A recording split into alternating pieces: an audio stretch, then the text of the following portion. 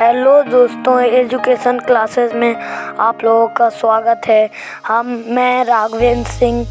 लीजिए, हमारे राहुल सर आप लोगों को पढ़ा रहे हैं क्लास स्केल के बारे में। आज की वीडियो में हम बात करने वाले हैं कम्युनिकेशन स्केल। जैसा कि आप सभी जानते हैं कि शब्दों से ही हमारी व्यक्तित्व की पहचान होती है। यहाँ कहने का तात्पर्य यह है, सेंस यह है कि हमारी वाणी का महत्व हमारी सफलता व असफलता दोनों पर होता है। यदि हमारी वाणी में मधुरता है तो हम सफलता की तरफ जाएंगे, और यदि मधुरता नहीं है तो हम असफलता की तरफ जा सकते हैं। इसलिए हमें यह कला अवश्य आना चाहिए कि हम अपनी वाणी को प्रभावी कैसे बनाएं। हाउ टू स्पीक, कैसे बोलें। तो सबसे पहले हमें ये जानना होगा कि हमें कब और कैसे बोलना चाहिए। हाउ टू स्पीक, सबसे पहला जो पॉइंट है, आज मैं आपको 3 पॉइंट बताने जा रहा हूँ, जिसके माध्यम से आप अपने कम्युनिकेशन स्किल में काफ़ी कुछ अच्छा जान सकते हैं। सबसे पहले, मेक योर वर्ड क्लियर।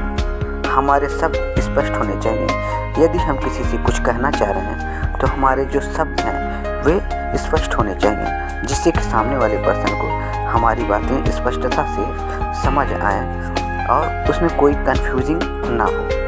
दूसरी बात, स्वीटनेस ऑफ वॉइस। हमारी वाणी में मधुरता होनी चाहिए। स्पष्टता के साथ साथ हमारी वाणी में मधुरता होनी चाहिए। हमें कोशिश यही करनी चाहिए कि हमें प्रत्येक पर्सन से मधुर भाषा का ही इस्तेमाल करना चाहिए। कर्कश ध्वनि यानी कि हार्श वॉइस का यूज कतई नहीं करना चाहिए। तीसरी बात है, बैलेंस योर वॉल्यूम लेवल। हमारी आवाज़ यानी टोन का भी विशेष महत्व है। कंडीशन के अकॉर्डिंग हमें अपने टोन में परिवर्तन करते रहना चाहिए, जैसे कि खुशी, गम, एक्सप्रेशन। अलग अलग कंडीशन में हमारा वाणी का जो सिस्टम है वो उसी के अकॉर्डिंग होना चाहिए। साथ ही साथ एज वेल एज हमारे बॉडी लैंग्वेज का भी प्रभाव हमारे वाणी पर दिखाई देना चाहिए। Body language and dressing sense. हमारी बॉडी लैंग्वेज जो है वे ऐसी होनी चाहिए कि यदि हम किसी को कुछ समझाना चाह रहे हैं तो हमारे हाव भाव, चेहरे के एक्सप्रेशन, वे सारे कुछ ये इंगित करें कि सामने वाले पर्सन को हमारी कही हुई बातें बिल्कुल समझ में आए। साथ ही साथ आई कांटेक्ट।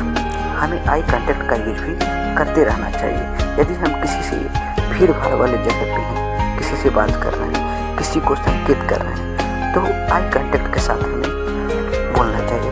फॉर एग्जांपल, किसी इंटरव्यू में या किसी अन्य जगहों पे हम जा रहे हैं तो वहाँ हम किसी से बात कर रहे हैं, सामने वाला पर्सन मेरी बातों को वैल्यू नहीं दे रहा है, तो हमें उसे आई कांटेक्ट से बात करना चाहिए, उसके साथ आई कांटेक्ट करना चाहिए। साथ ही साथ आप सभी लोग जानते हैं कि राइटिंग स्किल का भी महत्व हमारे लाइफ में है। राइटिंग स्किल, हमें राइटिंग स्किल का अच्छा अनुभव होना चाहिए, और राइटिंग स्किल को भी हम बढ़ा सकते हैं। उसके लिए हमें लिखने का अभ्यास करना चाहिए।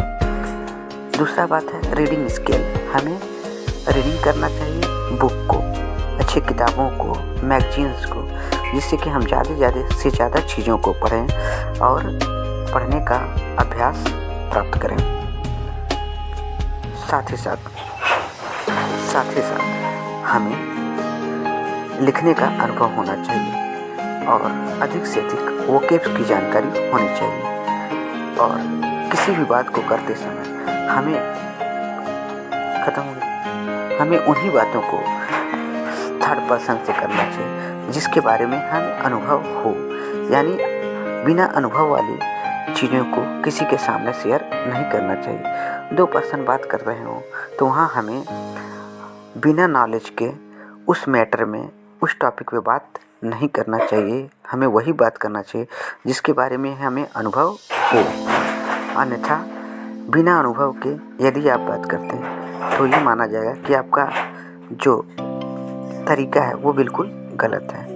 सफलता के 3 मंत्र हैं। सोचो फिर बोलो। पहला बात, सोचो फिर बोलो। थोड़े शब्दों में ज़्यादा सजेदे बातों को कहना। साथ ही साथ अपनी बातों को प्रभावी तरीके से कहना। तो दोस्तों आज की वीडियो में बस इतना ही।